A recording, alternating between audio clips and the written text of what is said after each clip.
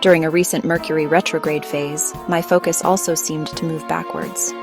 Turning inward, I started a psychological deconstruction of my own shadows. With my natal Mercury being in the 8th house, it was a natural process. So natural, in fact, I didn't even notice the correlated timeframes until later. As soon as I finished writing out my life patterns, organizing, and then analyzing my natal chart connections, Mercury started stationing direct. It's kind of perfect how it worked out. I ended up creating a personal shadow memoir in correlation with 3 natal placements. During the process, I realized the astrological exploration and findings could be helpful for others. I may create separate, independent writings for each of my focus placements with their corresponding symbolism and patterns. Mercury's movement correlated strongly with my process, and it feels like the best fit to be first. My plan is to first give a general breakdown of this placement by house and planet, and as a bonus, my personal Mercury sign of Leo. The Leo-related areas in the sections will be specified. Then, I'll summarize some general potential life patterns. Finally, I'll suggest various healing methods I've personally felt to be helpful in connection with the placement.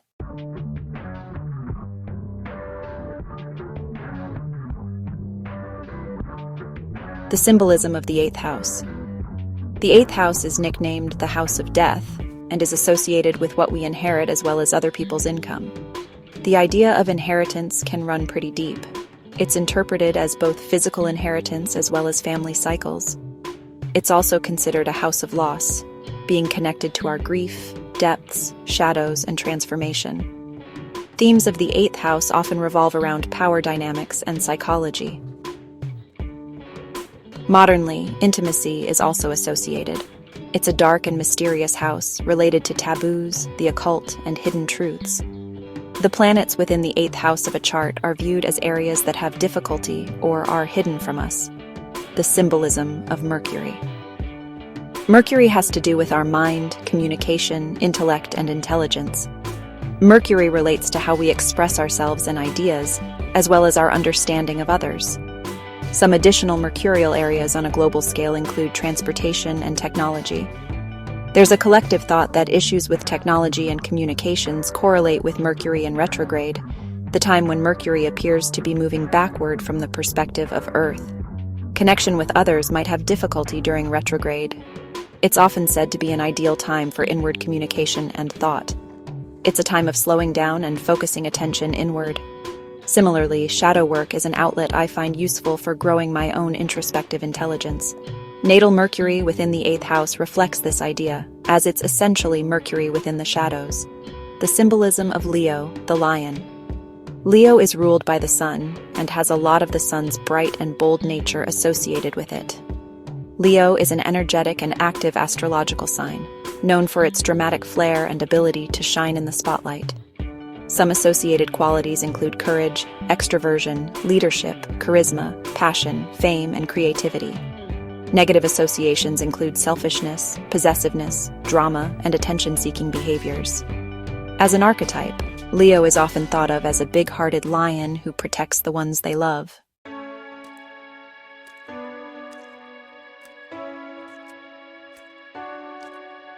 Eighth house Mercury life patterns. This is one of the 3 shadow placements that I've noticed correlates with strong themes and patterns throughout my life. It wasn't fully clear to me until I started diving into it. But once I opened up the door, the evidence was almost undeniable. When diving into my personal connections, I also realized the more general ways this placement might manifest for others. The main general points will be summarized first, then expanded upon with examples of how they might manifest in life. Most attributes are correlated with the general placement of Mercury in the 8th house, with specific Leo-related traits noted. These include drive to speak out about uncomfortable, complex, and dark topics, tendency to be misunderstood, resistance to mental control and power dynamics, creativity as an expressive outlet and psychological tool, a Leo element, courage and boldness of self-expression, also a Leo element, intuitive recognition of shadow, manipulation, or deception, mental adaptability and foresight, strong desire to understand the shadow aspects of self and others, transformations of voice and self-expression, generational trauma patterns.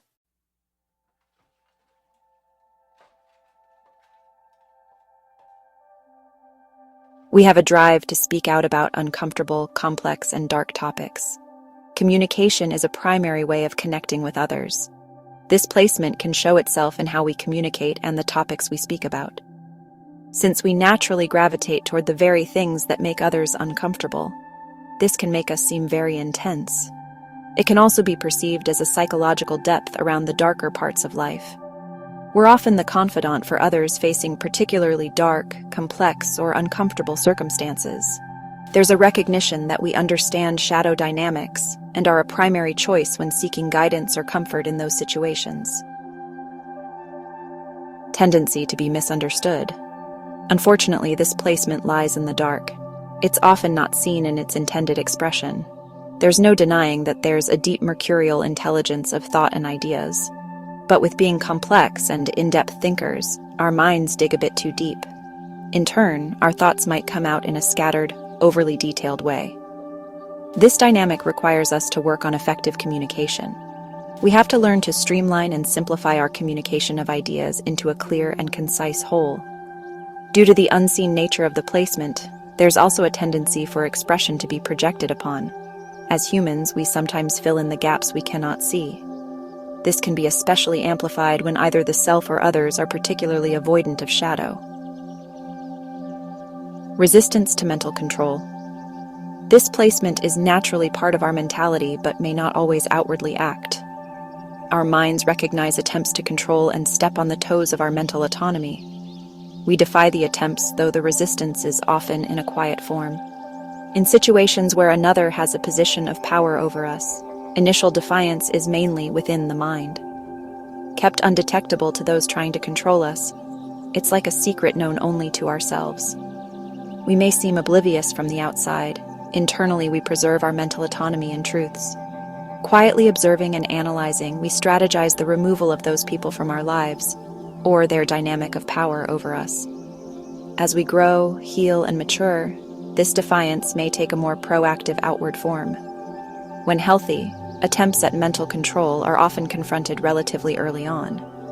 However, if it's brought into an outward state due to limits being hit, the defiance can be wrathful. Whether to those trying to control us or to others, we might speak with intention to hurt them or their psyche.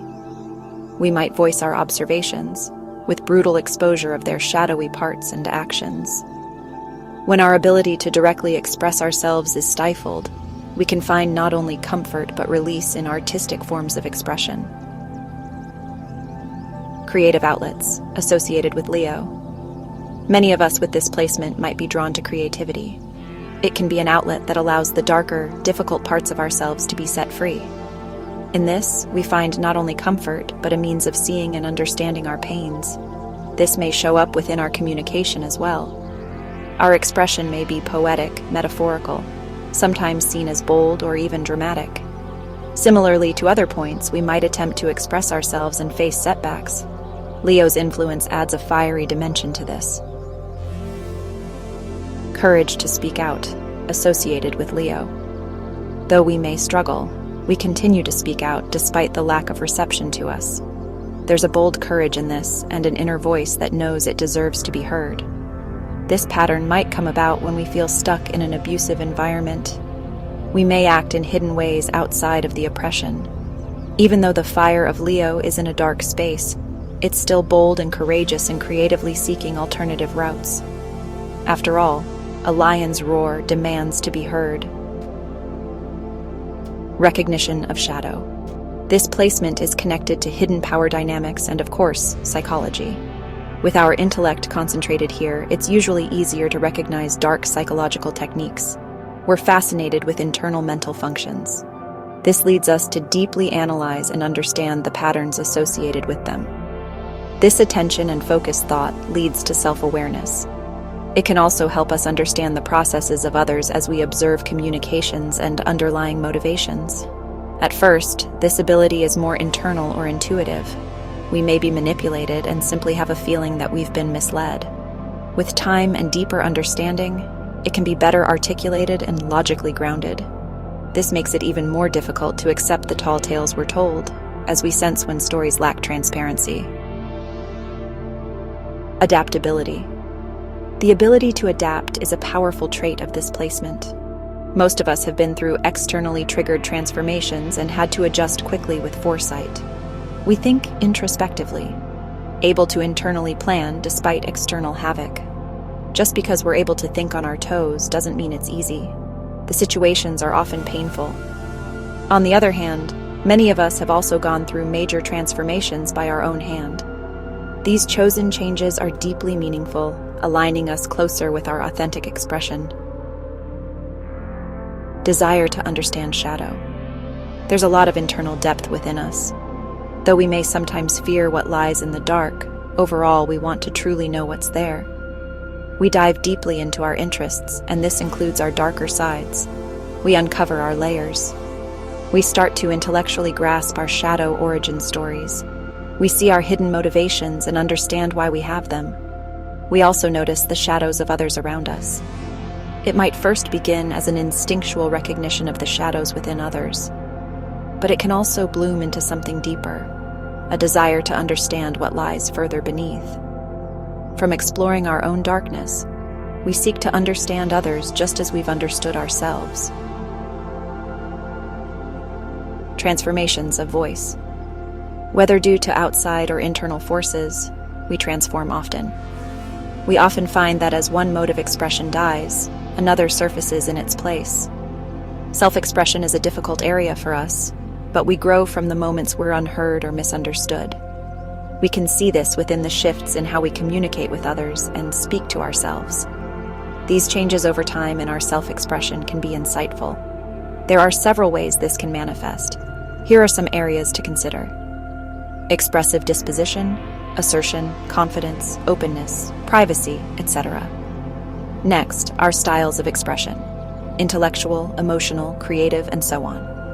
Lastly, our routes of expression, such as body language, written or spoken expression, artistic expression, and so on. The ideas listed aren't strictly black and white, but a jumping point for contemplation. At points in life, we may express ourselves more intellectually, at others more emotionally. We may have a preference for written communication in one phase and spoken expression in another. The idea is to recognize your personal shifts and what might have been behind your expressive transformations. Generational cycles. With the placement's connection to that which is inherited and the emphasis on the unseen mental realm, we are prone to deal with generational traumas. These are often the hidden patterns and family secrets we're born into. This shadow is collective and spans multiple generations. We may feel frustrated. Our families seemingly don't see or acknowledge the patterns. The cycles are heavy and painful. Many of us struggle to hold their collective weight. We might deal with cyclical dynamics and dysfunctional situations. We may even internalize our family's mentality toward those patterns.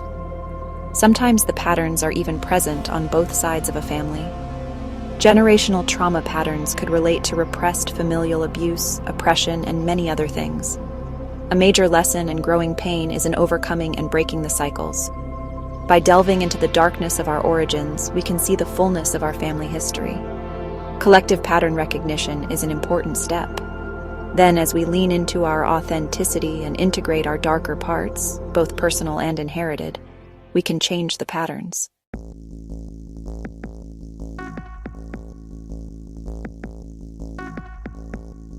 This section will cover some healing methods I've found to be effective with my 8th house Mercury patterns.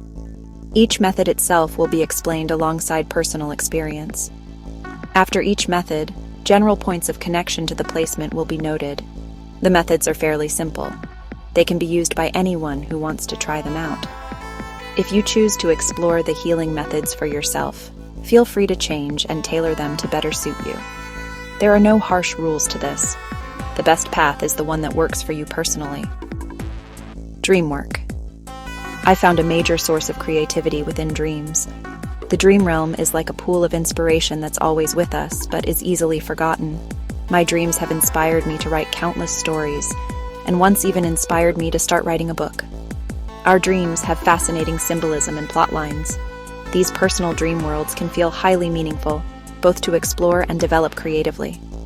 Dream journaling has also been very valuable for me. Paying active attention to our dream mind is like recognizing and giving a voice to the subconscious. As we metaphorically hand over the microphone, we become their student. Further, at times my dream mind has been outright spooky. When taking time to interpret my dreams, deep inner truths start to surface. Other times, they act as a lighthearted guide or synchronicity. As an example, I once had a dream that showed me a step-by-step visual for a jewelry design. Upon waking up, I listened to my subconscious. Following the steps from the dream, I created the pendant. I loved the finished version and excitedly sent my best friend a picture. In response, she told me that she recognized the design. She brought it to my attention that the design was a sigil I had created and shared with her years ago. My dream mind had resurfaced a forgotten personal symbol of my own creation. Another layer that makes it even more fascinating is the symbolic meaning of the sigil.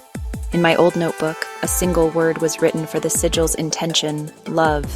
It was something very needed at that time. Exploring therapeutic methods. I also explored other styles by researching various psychological methods and exercises, then applying what I learned.